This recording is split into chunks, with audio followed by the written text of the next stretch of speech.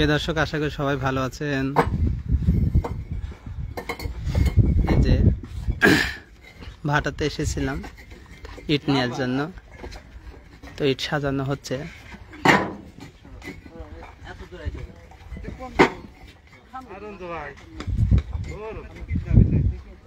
দেখেন কত কষ্ট করে মানুষ কাজ করে।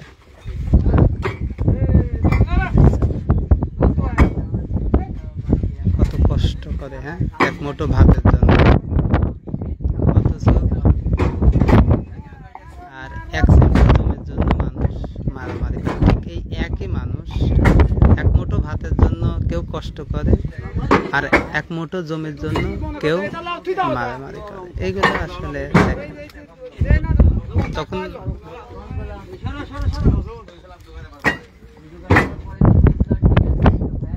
সবাই দোয়া করবেন। আসলে একটা কষ্টের ঘর করতেছে, লোকের তো স্বপ্নে বাড়ি বানায়, হ্যাঁ, আর আমার হবে কষ্টের বাড়ি, বুঝছেন, কষ্টের বাড়ি। হ্যাঁ,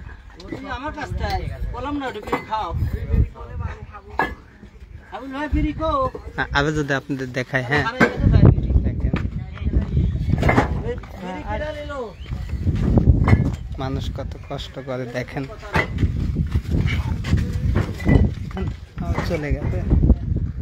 এখানে আসলে দাঁড়ানো যায় না, প্রচন্ড বালু।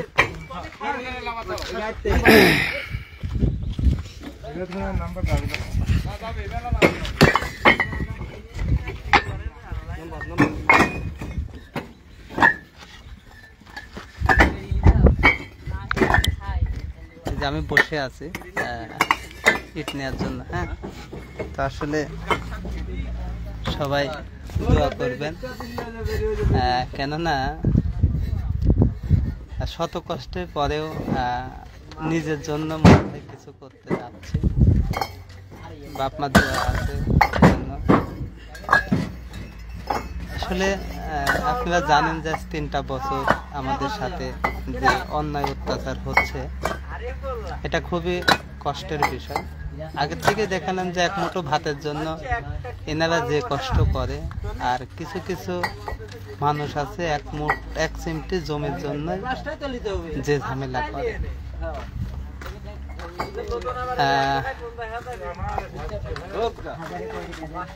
মাসুদ রানা ভাই, কই তালা কয়তালা করবেন ভাই? না, আসলে কয়তালা কথা হচ্ছে আমার নেই। একটা জিনিস দেখেন, পৃথিবীতে এখন যত দিন যাচ্ছে ততই ভাই ভাই ঝামেলা হচ্ছে। তাহলে আমাদের দাদার থেকে ভাই ভাই ঝামেলা, আমার বাপের থেকে ভাই ভাই ঝামেলা হতে পারে, আমাদের থেকেও কোনো এক সময় হতে পারে, আবার আমাদের ছেলের থেকেও ভাই ভাই ঝামেলা হতে পারে।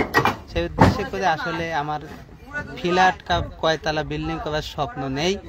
আমার আসলে স্বপ্ন আছে একটা বেকি ঘর, এল সিস্টেম। হ্যাঁ, আমি যেখানে বাড়ি আমার বর্তমানে আছে ওইখানেও আসলে এল সিস্টেম বাড়ি, এবং এখানে যেটা করব সেটাও এল সিস্টেম বাড়ি, হয়তো ছাদ দেওয়া যাবে এটুকুই, কিন্তু কয়তলা কোনো ফাউন্ডেশন দেওয়ার ইচ্ছা আমার নেই। যেটুকু আছে লোকের আসলে স্বপ্নের বাড়ি হয়, কিন্তু আমার হবে কষ্টের বাড়ি। হ্যাঁ, শত কষ্টের পরেও একটা বাড়ি করতে চাচ্ছি, এটা বুঝছেন। এ ড্রাইভার ভাই, আপনি বলে গান জানেন ভাই? আমার দর্শক লাইভে আপনি দেখতে যাচ্ছে, আসেন, লাইভ হচ্ছে।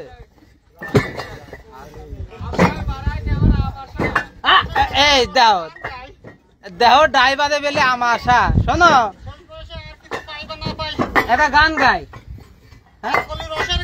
হ্যাঁ, আসো, গাবে, তুমি গাইবে কাকা? আচ্ছা, আমার কাকা বেলে একটা রসের গান গাবি। প্রিয় দর্শক, আসলে কাকা যে তুমি একটা রসের গান গাও তো, রস খাবা।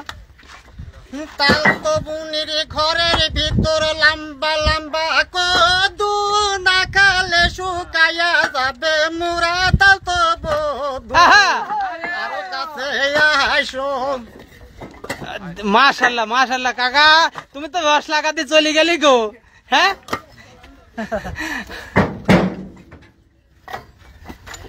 আমি কাল রাতে ফোন দিয়েছিলাম, কয়টার দিকে দিয়েছিলেন খেয়াল নেই ভাইজান, হয়তো ঘুমিয়ে পড়েছিলাম। গতকালকেও ভালো এসেছিল, একটু খুবই ছোটাছুটি করেছি।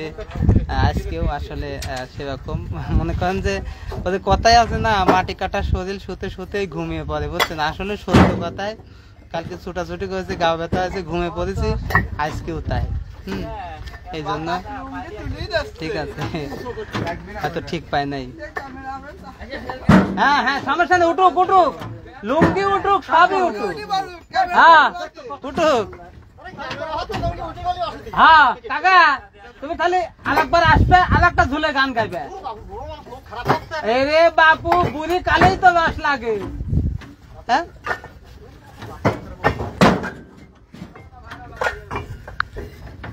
না, কাকার গানটা কিন্তু রসের ছিল, জৈবন কালের গান ছিল, বুঝছেন?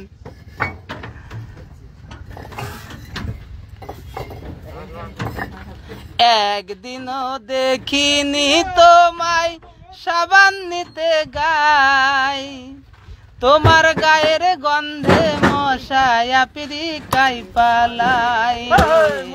একদিনও দেখিনি তোমায় সাবান নিতে গাই, তোমার গায়ের গন্ধে মশায় পিরিকাই পালাই।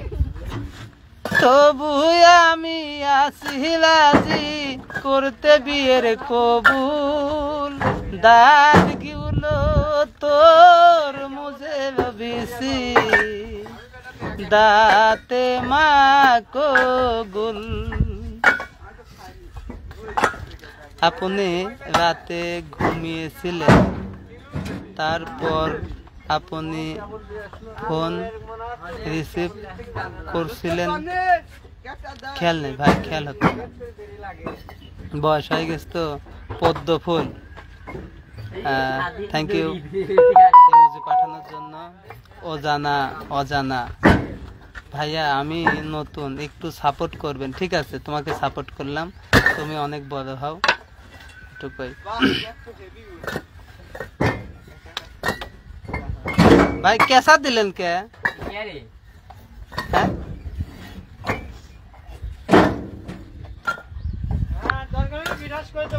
তাই নাকি? এটা গান কবে নাকি কও? হ্যাঁ বাদ যা শুনি না।